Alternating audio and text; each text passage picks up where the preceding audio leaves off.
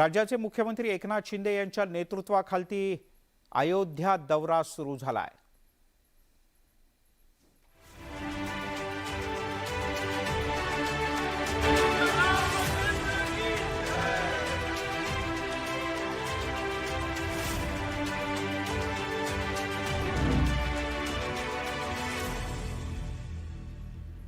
राज्याचे मुख्यमंत्री आणि शिवसेनेचे नेते एकनाथ शिंदे लखनौमध्ये दाखल झालेत। लखनौच्या विमानतळावर एकनाथ शिंदे यांचं योगी सरकारकडून जोरदार जंगी स्वागत करण्यात आलं। ढोल ताशांच्या गजरात मुख्यमंत्री एकनाथ शिंदे आणि त्यांच्यासोबत असलेल्या सर्व आमदारांचं आणि नेत्यांचं जंगी स्वागत केलं गेलं। मुख्यमंत्री झाल्यानंतर एकनाथ शिंदे यांचा हा पहिलाच दौरा असल्यानं या दौऱ्याला वेगळं महत्त्व आहे। लखनौ विमानतळावर एकनाथ शिंदे यांना धनुष्यधारी रामाची मूर्ती भेट देण्यात आली। एकनाथ शिंदे यांच्या दौऱ्याच्या पार्श्वभूमीवर संपूर्ण लखनौ भगवामय झालाय। दुसरीकडे एकनाथ शिंदे यांची लखनौमधील शासकीय विश्रामगृहात विशेष व्यवस्था करण्यात आली आहे।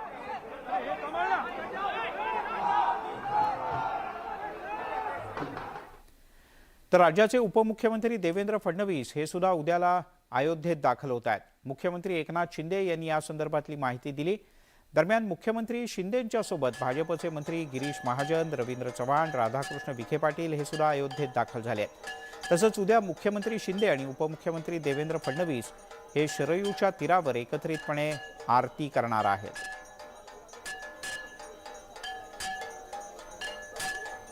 आमच्या राज्यामध्ये विकासाची कामं होती आणि त्याचबरोबर म्हणून अयोध्येमध्ये देखील शिवसेना भाजप युतीचे मंत्री, आमदार, खासदार आणि उपमुख्यमंत्री देवेंद्रजी देखील अयोध्येमध्ये येणार आहेत आणि म्हणून एक अयोध्या आमच्यासाठी एक श्रद्धा आणि भावना आणि अस्मितेचा विषय।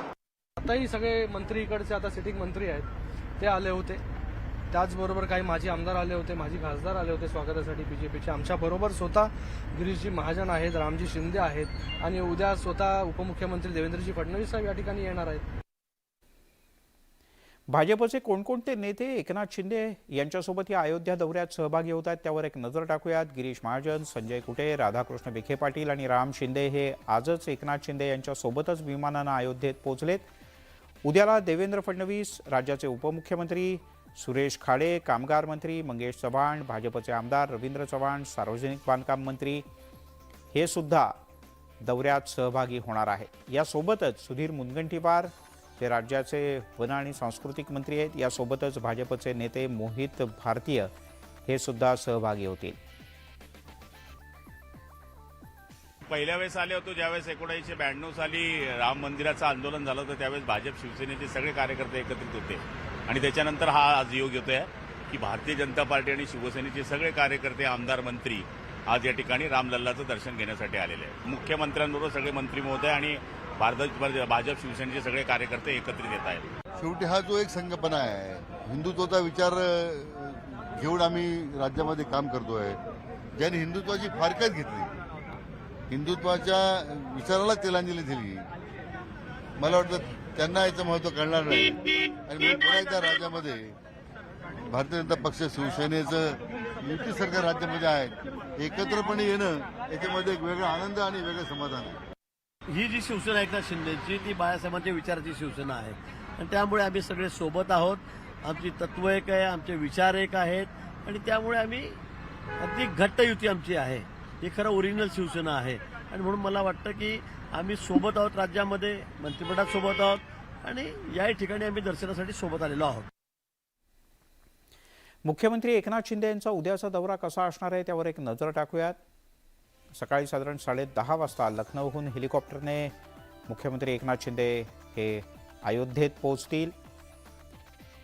11च्या सुमारास ते अयोध्येत दाखल होतील आणि यानंतर थेट ते राम मंदिराकडे रवाना होतील।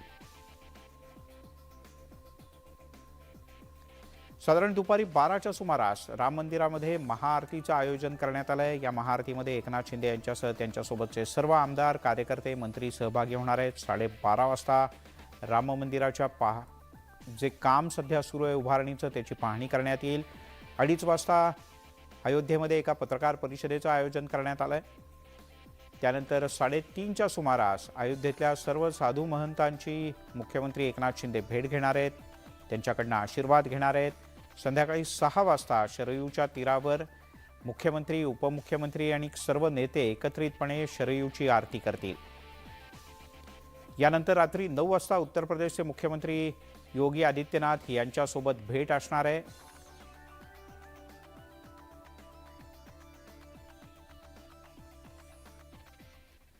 शिवसेना आणि ठाकरे गटातला संघर्ष अधिकाधिक भीषण होण्याची शक्यता आहे, कारण शिवसेनेचे प्रवक्ते किरण पावसकर यांनी उद्धव ठाकरे यांच्या अटकेची थेट मागणी केली आहे. तर या मागणीवर ठाकरे गटानं सुद्धा तितकीच तिखट प्रतिक्रिया दिली आहे.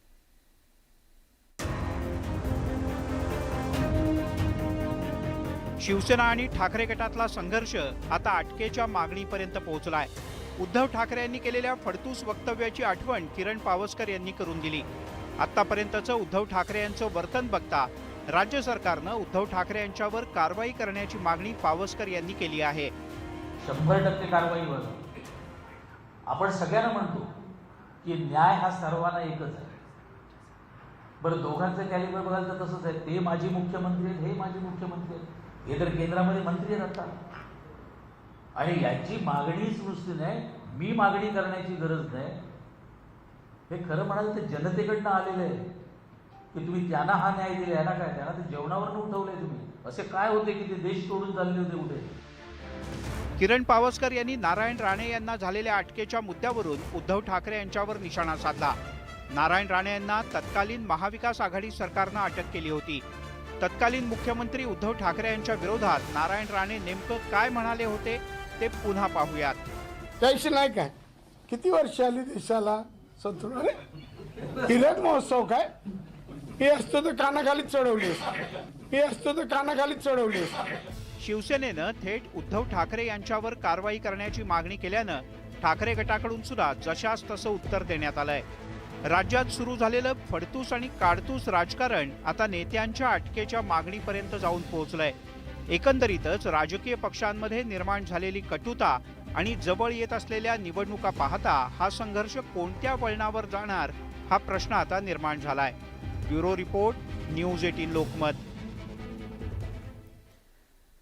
तिकडे दुबईतून 3 दहशतवादी मुंबईत आल्याची माहिती मुंबई पोलिसांच्या नियंत्रण कक्षाला एका निनावी फोनच्या माध्यमातून मिळाली.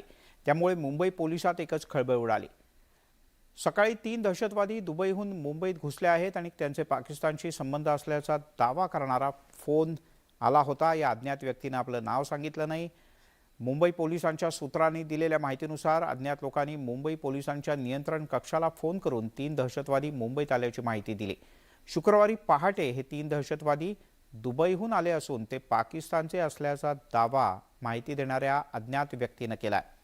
फोन करणाऱ्यानं एका दहशतवाद्याचं नावही सांगितलं. मुजीब सय्यद असं त्याचं नाव असून फोन करणाऱ्यानं त्याचा मोबाईल क्रमांक आणि कारचा क्रमांकही दिला. मिळालेल्या माहितीच्या आधारे पोलिसांनी तपास सुरू केला. राजा ठोंगे नावाच्या व्यक्तीनं मुंबई पोलीस नियंत्रण कक्षाला फोन केल्याचं सांगितलं. या प्रकरणी पोलीस अधिक तपास करत आहेत. आणखीन आता एक महत्त्वाची बातमी. उद्याला तुम्ही बाहेर पडणार असाल तर ही बातमी तुमच्याकरता अत्यंत महत्त्वाची आहे, कारण मुंबईत उद्या विविध तांत्रिक देखभाल आणि दुरुस्तीसाठी हार्बर मार्गावर आणि पश्चिम रेल्वे मार्गावर मेगा ब्लॉक असणार आहे. मध्य रेल्वेच्या मुख्य मार्गिकेवर कोणताही मेगा ब्लॉक नसेल. रेल्वे रूळ, ओव्हरहेड वायर, सिग्नल या सगळ्याची देखभाल दुरुस्ती यासाठी पश्चिम रेल्वेवर आणि हार्बर मार्गावर हा ब्लॉक असेल. या ब्लॉकमुळे अनेक लोकल फेऱ्या रद्द करण्यात आल्या. कशा प्रकारचा मेगा ब्लॉक असेल आपण एक नजर टाकूयात. कुर्ला ते वाशी अप आणि डाऊन मार्गावर सकाळी 11:10 ते 4:10 ब्लॉक असेल. पश्चिम रेल्वेवर सांताक्रूज ते गोरेगाव अप आणि डाऊन जलद मार्गावर सकाळी 10 ते दुपारी 3 मेगा ब्लॉक असणार आहे.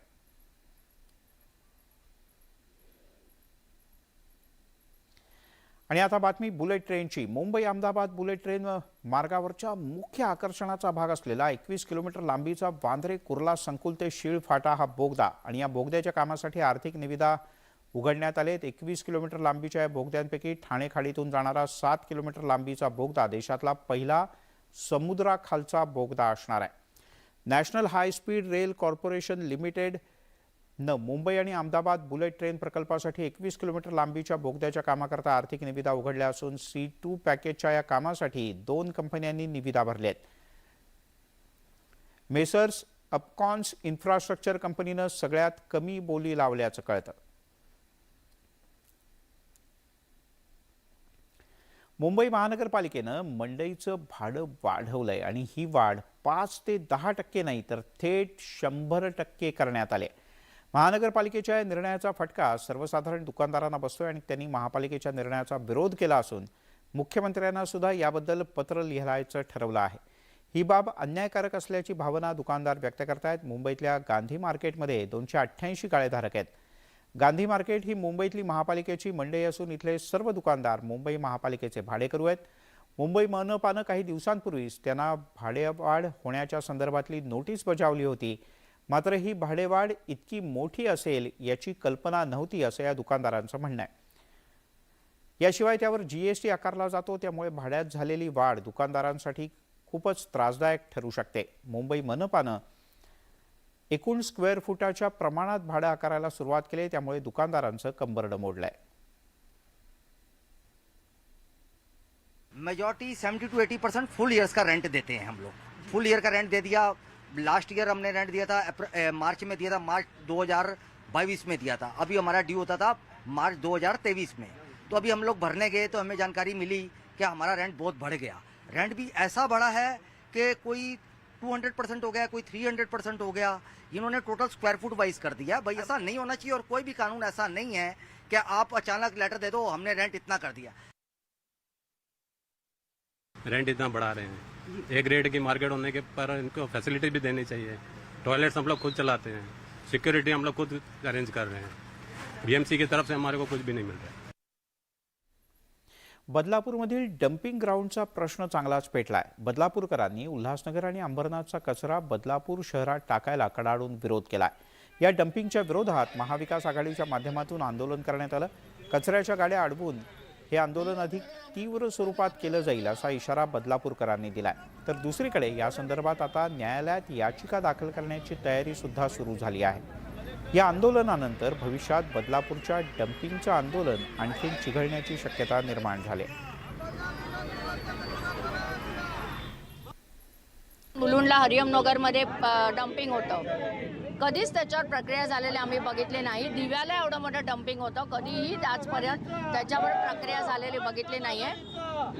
कचरा नीट गोळा करायची सुद्धा यांच्याकडे प्रक्रिया नाही, कारण कॉन्ट्रॅक्टरला काही पडलेली नसते आणि तो सगळा कचरा एकत्र गोळा करतो. प्लास्टिकवर नियंत्रण आणण्यात अजूनही सगळेजण अपयशी झालेत. सो मला असं वाटतं की जिथे तिथे फक्त स्वतःची राजकीय पोळी भाजण्यापेक्षा लोकांना काय चांगलं होईल ते आता सगळ्यांनी विचार करायची गरज आहे.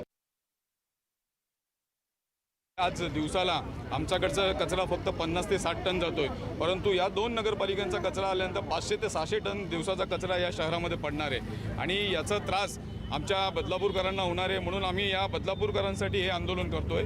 महाविकास आघाडी आणि सर्वपक्षीय असं हे आंदोलन आहे आणि या आंदोलनाची भूमिका आहेच आहे की हा प्रकल्प यांनी रद्द करावा. आरोग्य सर्वात महत्त्वाचा, आरोग्याला धोका आहे त्या डम्पिंगमुळे. दुर्गंधी आता सुद्धा जो डम्पिंग ग्राउंड बदलापूरचा आहे ना, आता पावसाळ्यात एवढी परिस्थिती खराब होते तिथे का सांगू शकत नाही. तिथे ज्या शेतजमिनी होत्या त्या पूर्ण नापीक झालेल्या आहेत, एकही तिथली सुपीक राहिलेली नाही आणि त्याच्यानंतर आता हा एवढा मोठा प्रकल्प आल्यानंतर गाव तिथे राहणार नाही.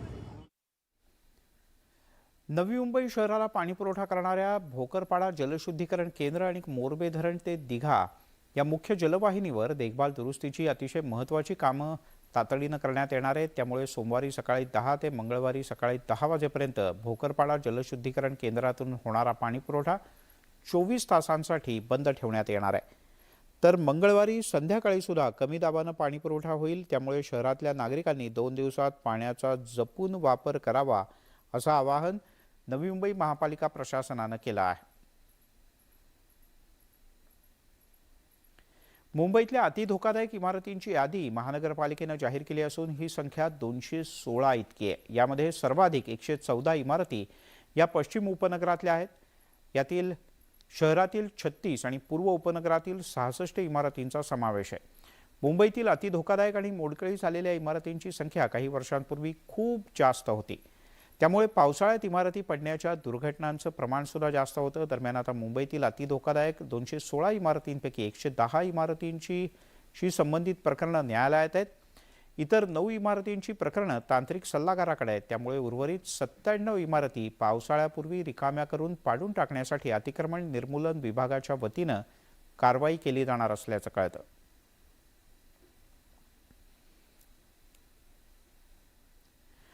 बातमी नवी मुंबईतली, थोड्याशा भुवया उंचावायला लावणारी. प्रॉपर्टी एक्झिबिशनच्या निमित्तानं कट्टर विरोधक एकाच मंचावर एकत्र आल्याची घटना नवी मुंबईकरांना पाहायला मिळाली. नवी मुंबईतल्या वाशी इथल्या सिडको एक्झिबिशन सेंटरमध्ये 21व्या क्रेडाई BANM मेगा प्रॉपर्टी एक्झिबिशनचं आयोजन करण्यात आलं होतं. विशेष म्हणजे एकाच ठिकाणी एकाच पक्षात असून सुद्धा नेहमीच एकमेकांचे राजकीय विरोधक असलेले भाजपचे आमदार गणेश नाईक आणि मंदा म्हात्रे उद्घाटनाच्या निमित्तानं एकत्र आल्याचं पाहायला मिळालं. या मालमत्ता प्रदर्शनाला भेट देण्यासाठी सिने अभिनेत्री मलायका अरोरा यांनी देखील विशेष उपस्थिती लावली.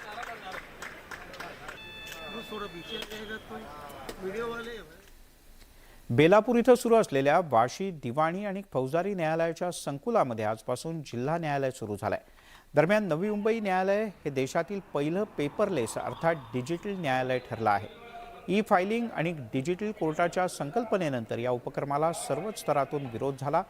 अपवाद फक्त नवी मुंबईतल्या वाशी न्यायालयाचा. सर्वत्र विरोध होत असताना वाशी न्यायालयातील वकिलांनी मात्र ई फायलिंगची तयारी दर्शवली. मार्च अखेरपर्यंत या न्यायालयात 762 ई फायलिंग दाखल झाले आहेत. न्यूज 18 लोकमतवर आपण पाहताय महामुंबई. पेल्हार ते नालासोपारा रेल्वे स्थानकांच्या दरम्यान रिक्षातून क्षमतेपेक्षा खूप जास्त प्रवासी वाहतूक केली जात असल्यामुळे प्रवाशांचा जीव धोक्यात असतो. वाहतूक पोलीस दुर्लक्ष करत असल्यानं रिक्षा चालकांची मनमानी असते आणि प्रवाशांना रिक्षाशिवाय पर्याय नसतो. दरम्यान वाहतूक पोलीस निरीक्षक प्रशांत लांघी यांच्याकडे याबद्दल विचारपूस केली असता आम्ही कारवाई करत असतो असं सांगत त्यांनी कॅमेऱ्यासमोर बोलण्यास मात्र स्पष्टपणे नकार दिला. पुन्हा एकदा स्वागत. सामाजिकदृष्ट्या दुर्लक्षित आणि आर्थिकदृष्ट्या दुर्लभ क्षमता नसलेल्या अशा घटकांच्या आयुष्यात विविध मार्गानं बदल घडवून आणणाऱ्या अनेक व्यक्ती आणि संस्था देशाच्या कानाकोपऱ्यात आपलं काम निरपेक्ष भावनेनं करतात. त्यांचं कार्य जगापुढे नेण्याच्या उद्देशानं यशराज भारती या संस्थेनं मुंबईत एका भव्य कार्यक्रमाचं आयोजन केलं होतं. यावेळेला 2 विजेत्यांना प्रत्येकी 1 कोटी रुपये देऊन त्यांचा गौरव करण्यात आला, तर 2 विजेत्यांना प्रत्येकी 50 लाख रुपये देऊन सन्मानित करण्यात आलं. या कार्यक्रमाला उपमुख्यमंत्री देवेंद्र फडणवीस, माजी गृहमंत्री दिलीप वळसे पाटील यांच्यासह अनेक मान्यवर उपस्थित होते. सरकार के कामों में नियम होते हैं और कई बार उन नियमों में संवेदनाएं समाप्त हो जाती है. तो सरकार की मशीनरी ये नियम से काम करती है और संवेदना भूल जाती है.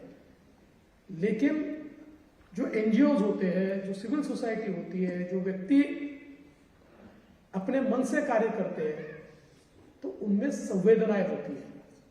और इसलिए मैं ऐसा मानता हूं कि जब सरकार की मशीनरी ये एनजीओज के साथ, सिविल सोसाइटीज के साथ जब जुड़ जाती है तो उनकी संवेदना और किसी भी चीज को स्केल करने की सरकार की एबिलिटी, ये 2 चीजें मिलकर एक ट्रांसफॉर्मेशन लाती है. यासोबतच महामुंबईमध्ये इथे थांबूयात. सर्व प्रकारच्या ताज्या अपडेट्ससाठी news18lokmat.com या आमच्या वेबसाईटला लॉग ऑन करा. फेसबुक, ट्विटरवर आम्हाला फॉलो करा. आमच्या YouTube चॅनलला सबस्क्राईब करा.